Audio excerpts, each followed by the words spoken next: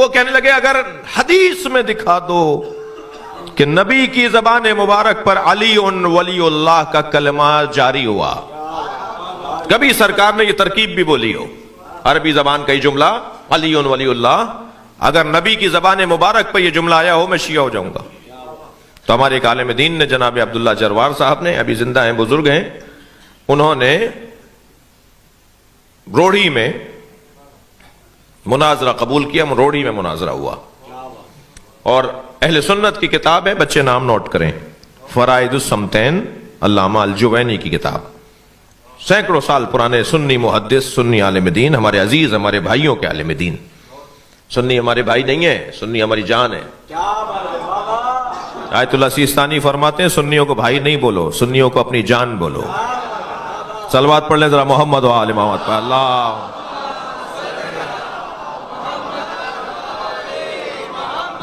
ہم اس ملک میں سنی شیعہ ہم سب ساتھ رہتے ہیں، مجلسوں میں بھی سب آتے جاتے ہیں۔ اس وقت بھی مجھے معلوم ہے کہ ایک تعداد اہل سنت کی مجلس میں آئی ہوئی ہے، اور ہم یہ شیعوں کی ملکیت تو نہیں ہے کہ شیعہ کے علاوہ کوئی اور نہیں آئے گا۔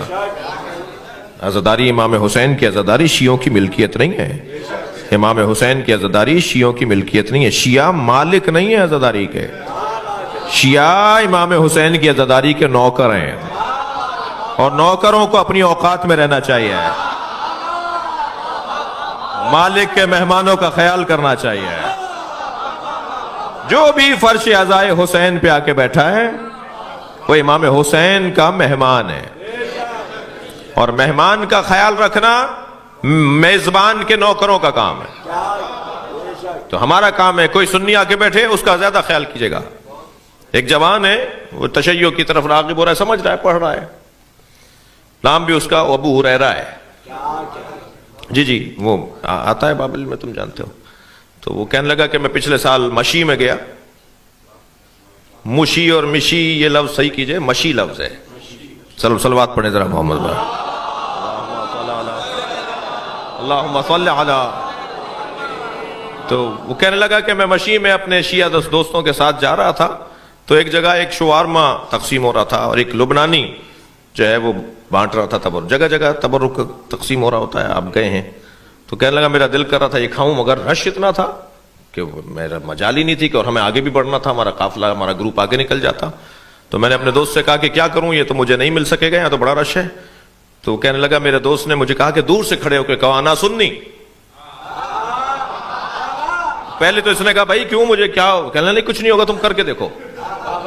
کہنے لگا دور سے ہی اس نے آواز دے کر کہا، وہ کہتا ہے میں نے آواز دے کر کہا انا سنی۔ تو وہ جو لبنانی جو بانٹ رہا تھا تبرک، وہ کہنے لگا وہ اس تخت پہ کھڑا ہوتا ہے کسی چبوترے پہ، کسی بلند جگہ پہ، وہاں سے وہ اتر کر آیا اور کہا پہلے تمہیں دوں گا۔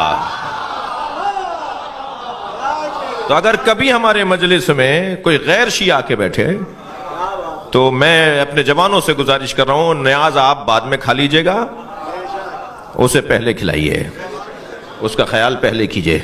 اچھا یہ کوئی کارنامہ نہیں ہے کہ خود بنائی خود کھا لی،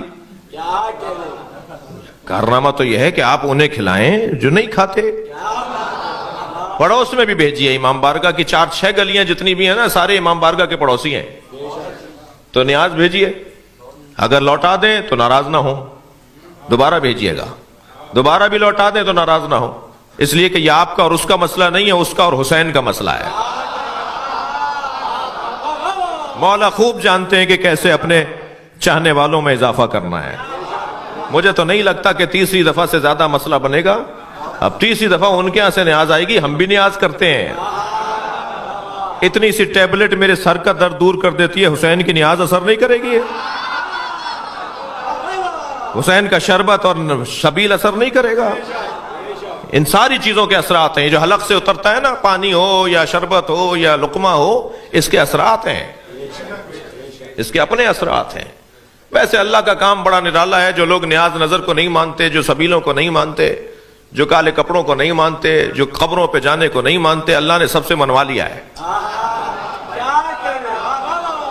جو مزارات پہ جانے کو بدعت کہتے ہیں، وہ خانہ کعبہ کے ساتھ حتیم کا طواف بھی کرتے ہیں۔ وہ ناٹی سی دیوار، چھوٹی سی دیوار جہاں پر نالا گرتا ہے، حتیم، اس کا طواف بھی واجب ہے۔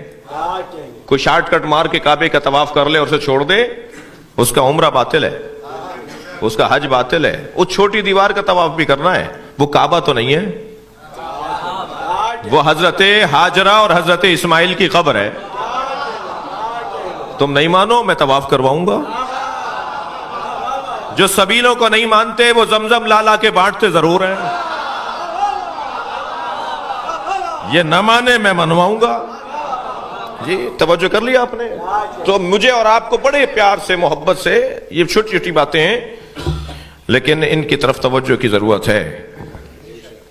کہنے لگے جی میں شیعہ ہو جاؤں گا اگر علی ولی اللہ دکھا دیا. تو ہمارے عالم نے دکھا دیا، اور اس کتاب کے اندر لکھا ہے کہ جب نبی معراج پر تشریف لے گئے تو جنت کے 8 دروازوں پر، دوزخ کے 7 دروازے ہیں، جنت کے 8 دروازے. اللہ نے دوزخ کا دروازہ کم رکھا ہے، وہ نہیں چاہتا کہ وہ دوزخ میں جائے. دوزخ کا دروازہ کم رکھا ہے، جنت کو بڑا رکھا ہے. وہ جنت میں جانا دیکھنا چاہتا ہے. تو جنت کے 8 دروازوں پر لکھا ہوا ہے لا الہ الا اللہ محمد الرسول اللہ علی ولی اللہ. یہی کلمہ جو آپ پڑھتے ہیں نا. ایک سنی بھائی مجھ سے کہنے لگے، میری جان میری عزیز مجھ سے کہنے لگے کہ آپ نے کلمہ بڑھا دیا. میں نے کہا نہیں، ہم نے کلمہ بڑھایا نہیں، آپ نے گھٹا دیا. ایک کتاب تو نہیں ہے جس میں علی ولی اللہ تک کلمہ نبی نے پڑھا ہے. نبی نے پڑھ کر بتایا ہے، نبی نے بتایا ہے کہ یہ الفاظ ایسے بولو. توجہ کر رہے ہیں آپ؟